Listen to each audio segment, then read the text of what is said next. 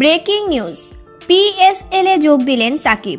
যখন মাঠে নামবেন সাকিব আল হাসান। বিস্তারিত দেখুন পুরো ভিডিওতে। দর্শক, পাকিস্তান সুপার লিগ পিএসএল এর 2 আসরের চ্যাম্পিয়ন লাহোর কালান্দার্সে দ্বিতীয়বারের মতো নাম লেখালেন সাকিব আল হাসান। ইতিমধ্যে তিনি ফ্র্যাঞ্চাইজিটির স্কোয়াডেও যোগ দিয়েছেন। সবকিছু ঠিকঠাক থাকলে আগামীকাল রোববার লাহোরের জার্সিতে দেখা যেতে পারে সাবেক এই বিশ্বসেরা অলরাউন্ডারকে। সেই ধারাবাহিকতায় সাকিবকে ভিড়িয়েছে লাহোর।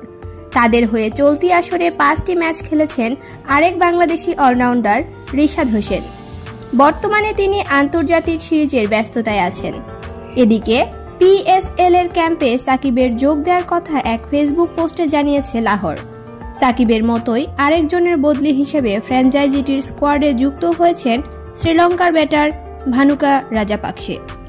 সাকিব, রাজাপাকসে ও কুশল পেরেরাকে স্বাগত জানিয়ে লাহোর লিখেছে, কুশল পেরেরা, সাকিব আল হাসান ও ভানুকা রাজাপাকসে ইসলামাবাদে পৌঁছেছেন এবং তারা তাদের সম্পূর্ণ করার ব্যাপারে বেশ মনোযোগী।